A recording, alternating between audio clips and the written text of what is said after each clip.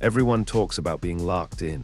They post it, hashtag it, claim it after one good week at the gym. But most people who say they are locked in have never experienced it for a single day. Being locked in isn't a mood. It isn't a vibe you can switch on and off. It's a voluntary mental prison, a state of obsession so deep that comfort becomes disgusting to you.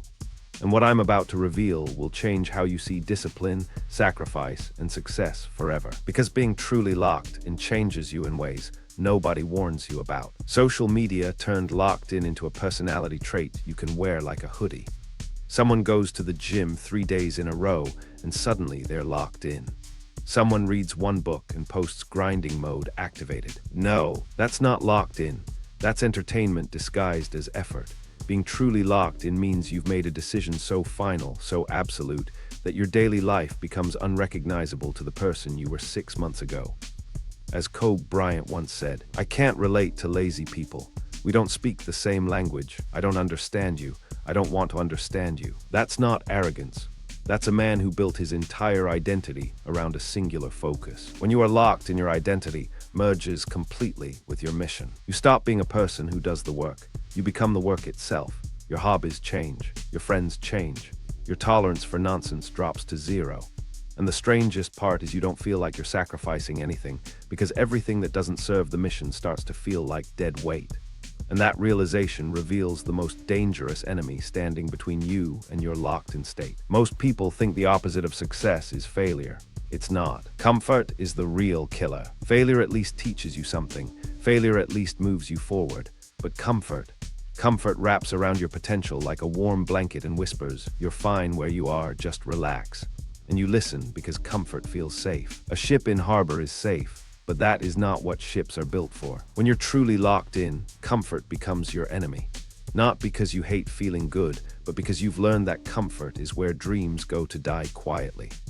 The locked-in person wakes up at 5 in the morning not because they enjoy it, but because they've done the math. Every hour spent comfortable is an hour your competition is gaining ground on you. They eat clean not because it's trendy, but because their body is a machine that needs the right fuel.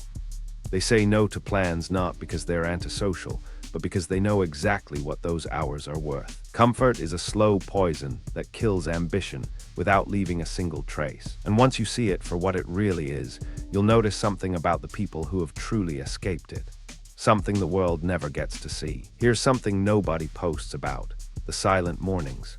The days where motivation vanishes completely and all you have left is the decision you made months ago. Silent, brutal discipline. That's the real signature of being locked in.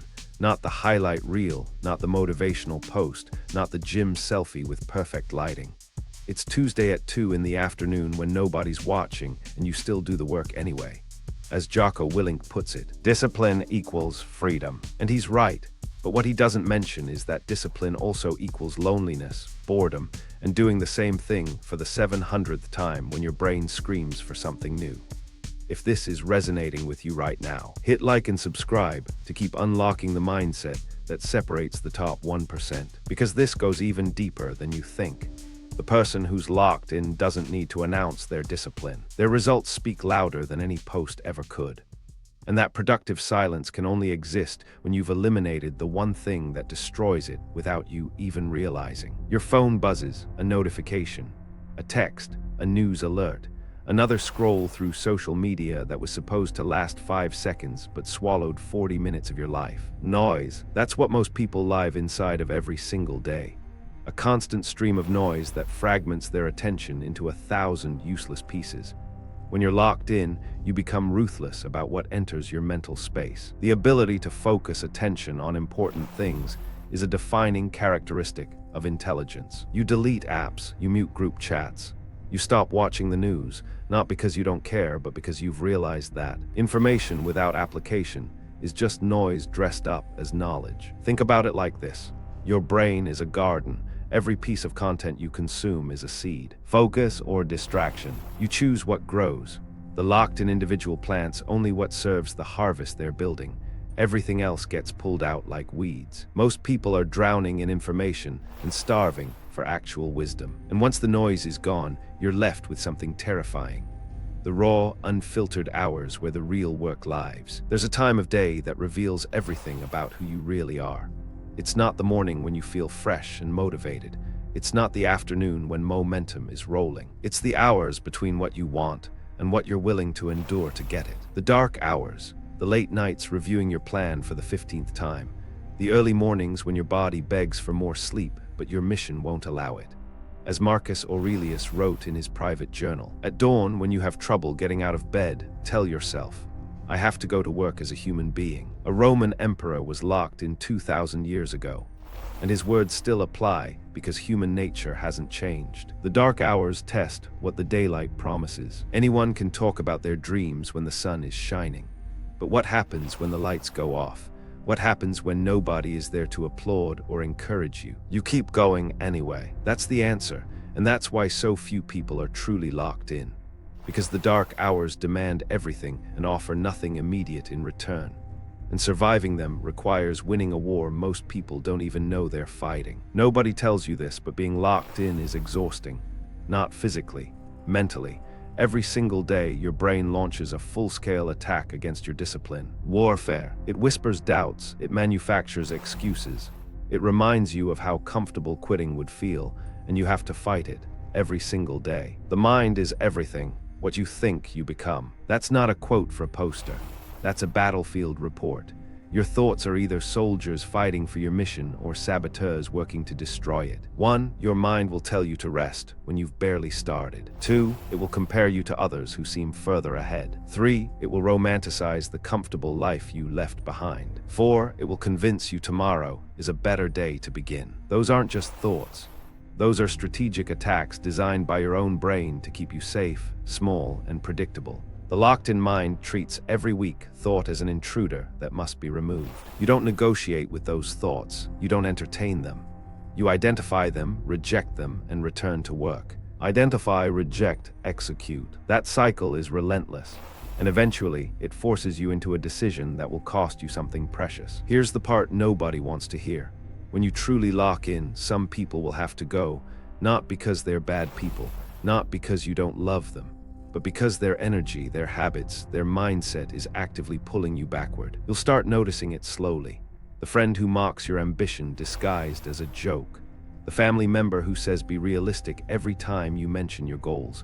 The partner who gets threatened by your growth instead of inspired by it. You are the average of the 5 people you spend the most time with. That's not motivational fluff. That's mathematics. If the 5 people closest to you are comfortable and complacent, their average becomes your ceiling. The locked-in individual makes surgical cuts. They don't argue, they don't explain.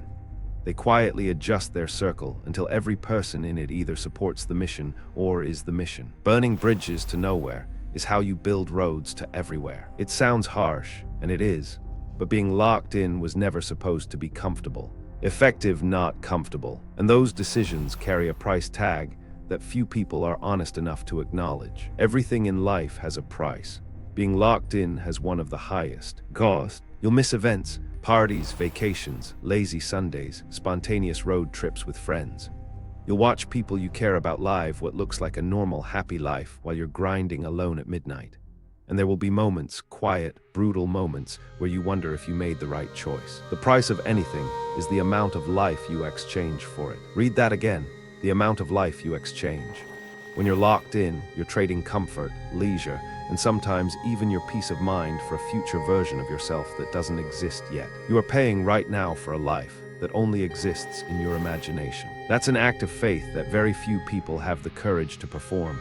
Most people want the result without the receipt. They want the body without the gym, the business without the sleepless nights, the freedom without the years of captivity. No price, no prize. The locked-in individual understands something fundamental. The price isn't a punishment, it's an investment, and that investment creates something extraordinary that nobody ever gets to witness. Most of the work that creates extraordinary results is completely invisible to the outside world. Invisible, powerful work. The world sees the athlete win the championship. They don't see the 6 years of 4 a.m. training sessions. The world sees the entrepreneur exit for millions. They don't see the 3 failed businesses, the maxed out credit cards, the nights spent crying in a parked car. As Robert Collier wrote, success is the sum of small efforts, repeated day in and day out. When you're locked in, 90% of your effort produces 0 visible results. And that's where most people quit. They put in a few months, see nothing change, and conclude it isn't working. But the truth is it's always working, and the results are forming beneath the surface where nobody can see them. Think about bamboo. It spends 5 years growing underground, building a root system so vast you can't imagine it. Then in 6 weeks, it shoots up 90 feet. Years of invisible work, followed by an explosion of visible results. The invisible work is the only work that actually matters. And only the truly locked in have the patience to keep watering a plant they can't see growing. But patience without a system is just hope wearing a disguise. So after everything, how do you actually lock in? Not the social media version, the real one.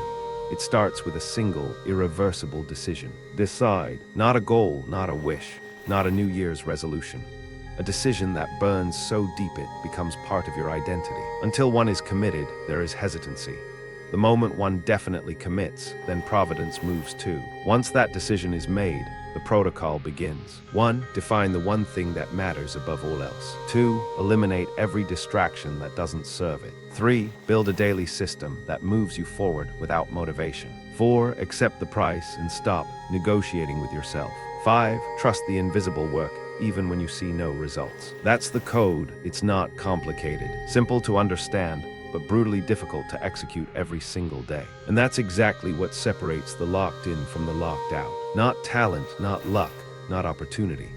Just an unshakable commitment to showing up and doing the work long after the excitement fades. Show up every day. That's the only requirement, and it's the hardest one to fulfill. Being locked in isn't glamorous. It isn't trendy. It's a daily war against your own comfort, your own excuses, and your own limitations. But it's also the most powerful state a human being can occupy. When you decide to lock in, you are telling the universe that you refuse to be average. And the universe always responds, not immediately, not loudly, but relentlessly. As Steve Jobs reminded us, the only way to do great work is to love what you do. So I'll leave you with this. If you made it this far, comment locked in to prove you're not just watching, you're ready to commit. Lock in now. Your mind is either programmed for wealth or poverty. Now you know how to reprogram it.